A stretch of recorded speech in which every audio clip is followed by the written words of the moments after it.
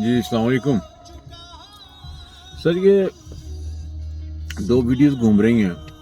ایک تو یہ کہ اس میں کہا گیا کہ جی پرویز مشرف اس نے باجوہ صاحب نے کہا جی کہ نواز شریف کو میں نے پاکستان سے باہر بھجوایا، اور دوسری یہ کہ غلام دستگیر کی وہ فرما رہے ہیں جی کہ ہمیں اس لیے یہ 1.5 سال کی حکومت لینی پڑی، ورنہ اسی سارے اندر ہو جانا سی اجے پڑے گئے سی ساڈے تے کیس ہوئے نا سن تے اسی تے لٹے پے سی سانوں انہوں نے کہا کہ پھڑو باجی یہ کرنا لگا جی.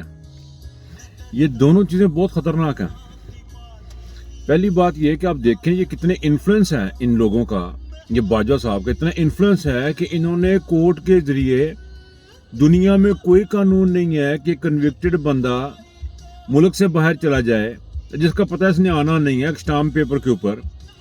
اس بندے کا اتنا انفلوئنس ہے کہ اس نے یہ کام کروا لیا اور نواز شریف کو باہر بھجوا دیا.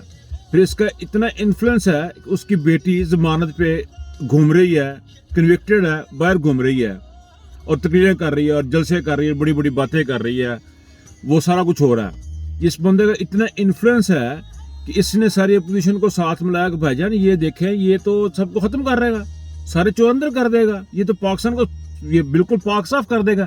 یہ کلیئرلی غداری کے زمرے میں آتا ہے.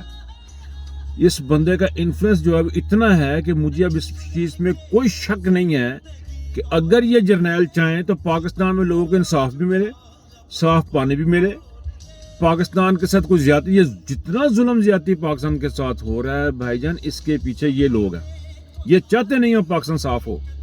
انہوں نے عمران خان کو نکالا اس لیے ہے کہ پاکستان صاف ہو جانا تھا، نئی قیادت آگے آ جانی تھی، نئے لوگ آگے آ جانے تھے. انہوں نے یہ چاہتے نہیں یہ کرپشن جائے. یہ خود بہت بڑے کرپٹ ہیں.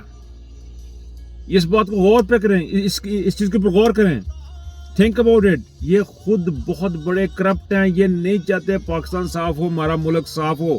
یہ نہیں چاہتے، یہ نہیں چاہتے. اس کو سوچیں، دھیان کریں اس کے اوپر. اس کا علاج ہم نے کرنا ہے، آپ نے کرنا ہے، عوام نے کرنا ہے.